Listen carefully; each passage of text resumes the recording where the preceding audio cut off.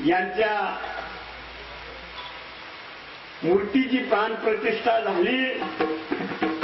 त्याचबरोबर सावता महाराजांच्या मूर्तीची पण आणि विठ्ठल रुक्माईची पण हा जो काही योग आला, या योगाला सुद्धा काय लागतं? भाग्य लागतं। कुठेही अशा संत महात्म्यांच्या मूर्त्या बसू शकत नाही। आणि म्हणून पवित्र तो गाव पावन तो देश,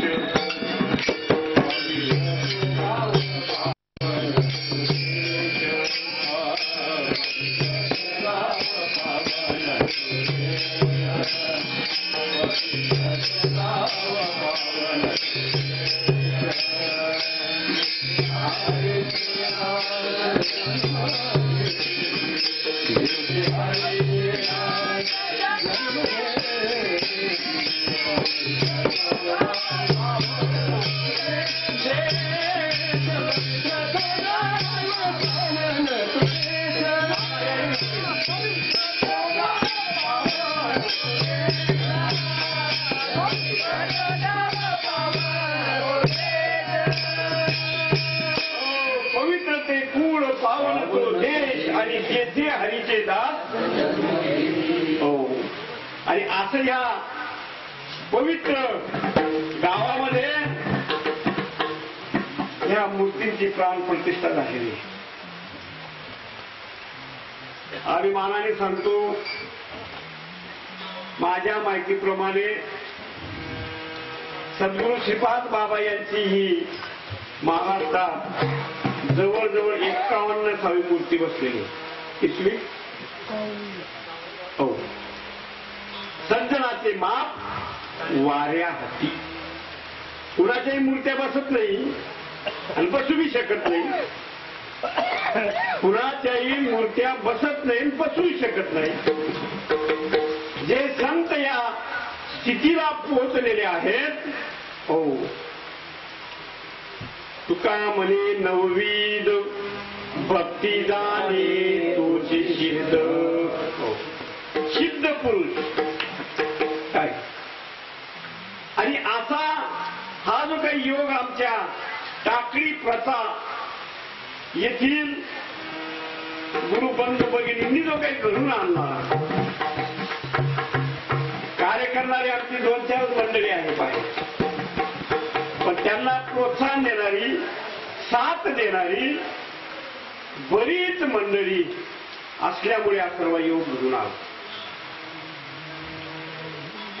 चांगला जर बारकाईने विचार केला तुम्ही आपण, तर खरं भक्ती मार्गाचा जो काही जो संबंध आहे, तो संबंध याच मालिकेमार्फत आज महाराष्ट्राबाहेर भारतभर जशाचा तसा तुमच्या आपल्यापर्यंत पोहोचवण्याचं कार्य या जागेवरची अधिकारी मंडळी करत आहे। 4 संप्रदाय होते पूर्वी ज्ञानोबरायांचा अवतार होण्याच्या अगोदर। किती संप्रदाय? 4 अजून असतील। आनंद, नाथ, चैतन्य, दत्त अजून असतील। 4ही संप्रदायाचं ज्ञानोबरायांनी एकीकरण केलं।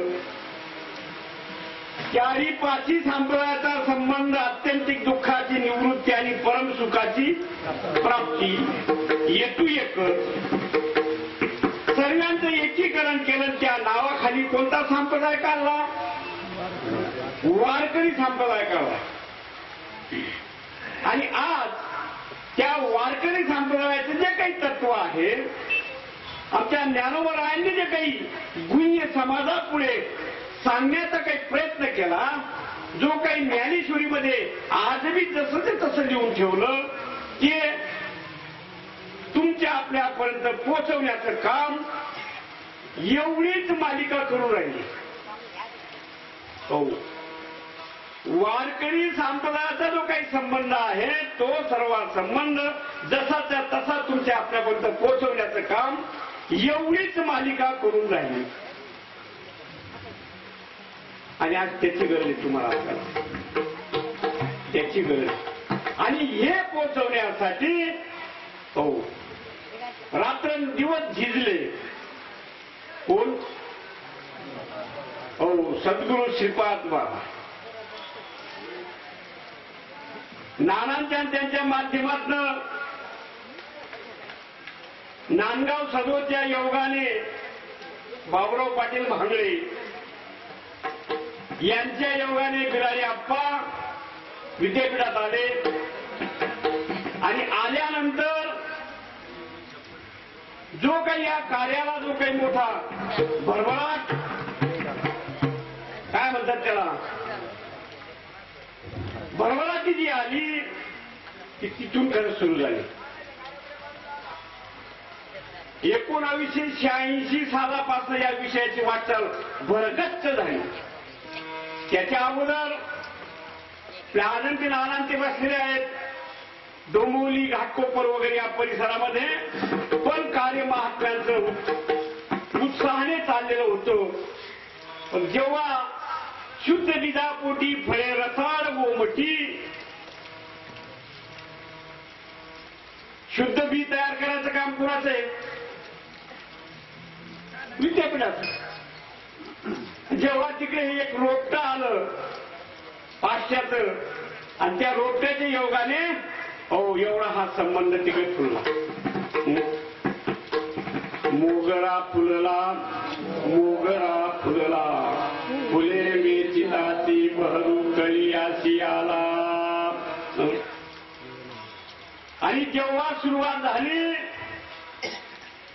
आणि आपल्याही विद्यापीठातल्या मंडळींनी तनाने मनाने धनाने ह्या कार्याच्या बाबतीत वाहून घेतलं. आणि त्यावेळी आपली ही जुनी जी काही मंडळी होती यांनी पण भरपूर प्रोत्साहन दिलं आणि हा वेळ तुमच्या आपल्या पंथात आला.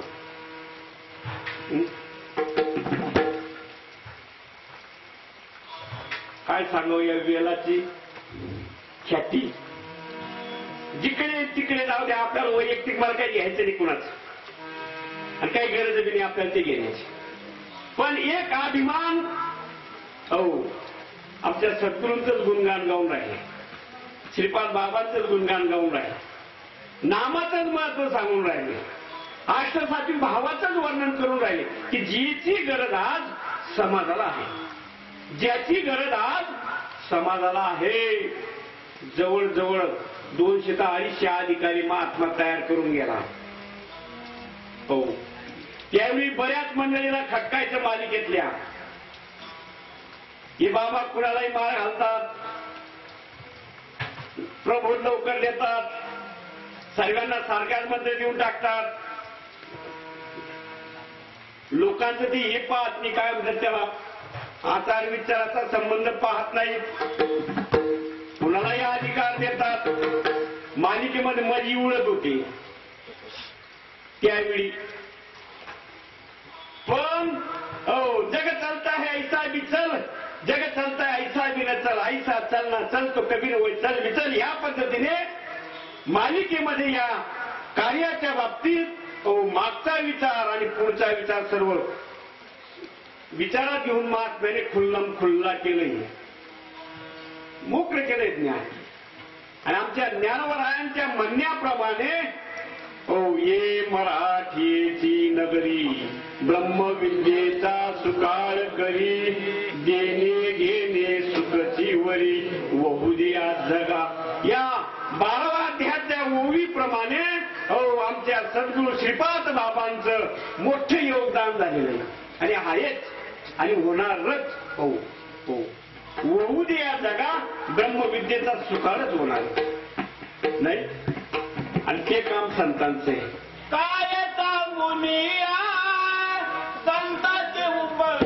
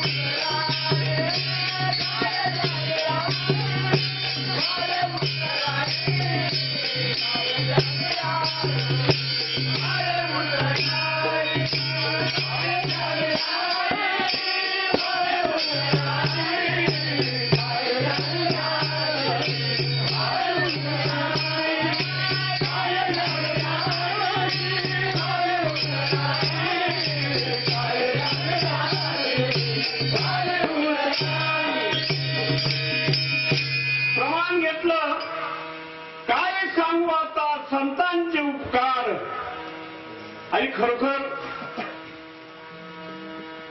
तुमचे आपल्यावर उपकार केलेत ना अशा पद्धतीने आपल्या मालिकेतले सत्पुरुष संत महात्मे वागत नाही आणि म्हणून तुम्हाला आपल्या त्या उपकाराची जाणीव होत नाही. तुम्हाला आपल्याला जर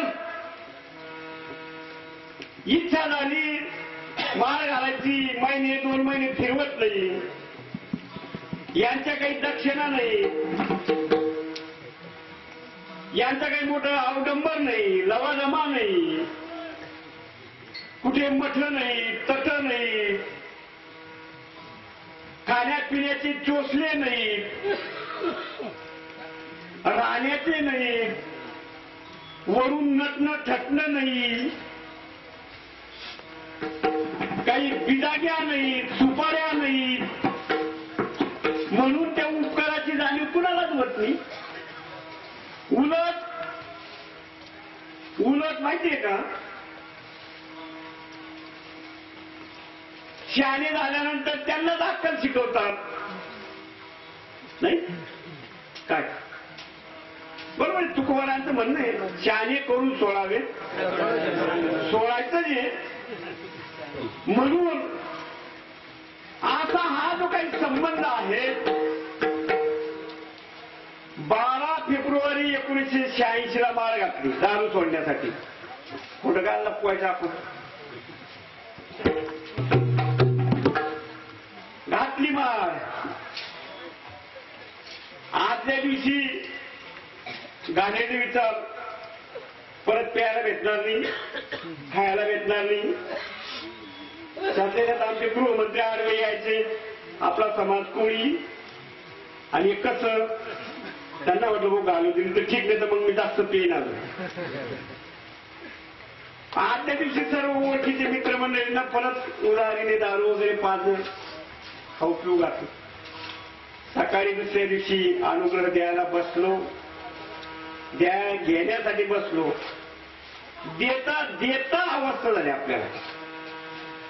काय म्हणणं आहे, देता देता याला कारण मी लय सत्वशील होता असं का. आम्हाला असं वाटत मी लगेच तिला लगे अवस्था आवडला तुझ्या कृपेने नाही होते, ते त्यांच्या कृपेने होतं. त्यांच्या अंगी ते सामर्थ्य होतं म्हणून झट्ट दिशी ते झालं.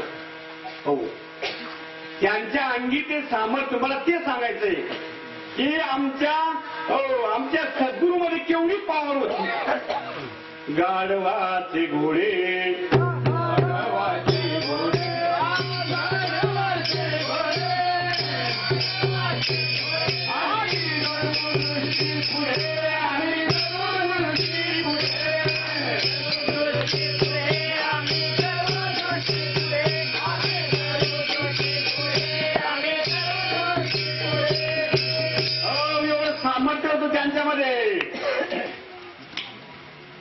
आपलं सर्व बाबतीत नंबर 1 होता.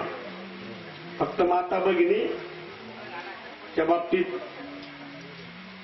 तेवढं एक सोडून बाकीत काही राजकारण, मारामाऱ्या, भांडणं खणणं सर्व तिथं जरी उत्तरी तसा ग्रुपच भेटला होता आम्हाला. पण जेव्हा अनुग्रह दिला ना, अनुग्रह दिल्यानंतर जेव्हा खटका बसला सोडलं बापर लगेच तेवढं पावरच होती. आणि मग तिथून पुढे नेमकं समजलं बाबा कोण आहेत, बाबा हे कोण आहेत. बाबाच प्रमाण मानलं फक्त शेवटपर्यंत, बाकीच नाही. अनेकाची स्तुती आम्हा ब्रह्मात्या, एका पांडुरंगा वाचुनी एका सद्गुरु वाचून. आणि म्हणून गुरु चरणी निसीम भाव, त्याचे मनोरथ पूर्ण करी देव. मी हे कशासाठी सांगतो की ज्यावेळी मला अनुग्रह मिळाला, हस्तसाचिव भाव झाले, मला संध्याकाळी अखंड चिंतनाची रीत द्यायची तयारी. बरोबर का? पण बिलारी काकांच्या भावाने सांगितलं, काका याच्यात मजेनी पुढे पाहिजे. 1 महिना लेट केलं. आणि जेव्हा हा संबंध समजला मग, आणि असं जे आपलं एकदा का त्या माणसाच्या ठिकाणी या ज्ञानाचं उगम झाला की त्याला काय वाटतं, किती सांगू मी सांगू कुणाला, आनंदी आनंद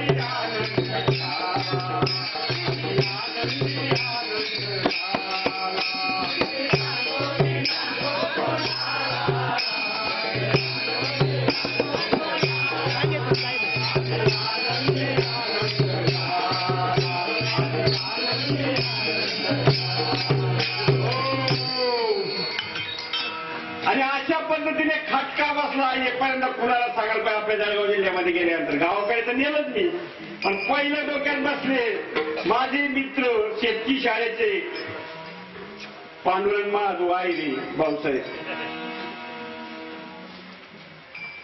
यांना आपण सांगायला पाहिजे. कारण ही 40-42 ग्रामसेवकाची लिस्ट होती, त्याच्यामध्ये 1 नंबरचा संबंध यांच्या बाबतीत होता. कारण हे ऐकतील म्हणून, बाकीचे शहाणे होते. 4 वेळा चक्र मारले आम्ही, 4 वेळा. एकदा आलो पाचोऱ्याला, उत्तरी खेड्यावर, दुसऱ्यांदा आलो तर त्यांची बदली झाली. तिसऱ्यांदा सामनेरला कार्यक्रमाला आलो, मी गायकवाड साहेब कार्यक्रम केला आणि रात्री चौकशी करायला लागलो. तर करजगाव नाक्याची चौकशी करायचो आम्ही. रात्रभर फिरलो, गेलो. आणि 4थ्या वेळेला आल्यानंतर करजगाव नाका समजला आणि मग भेट झाली. भेट झाल्यानंतर एक पक्के मान मोपांताचे, आता नाही का म्हण आपल्या गावठीमध्ये वेगळीच आहे. नाही हो, आमचे बाबा म्हणे आता जीव व्हायच्या लायकीला आलेले.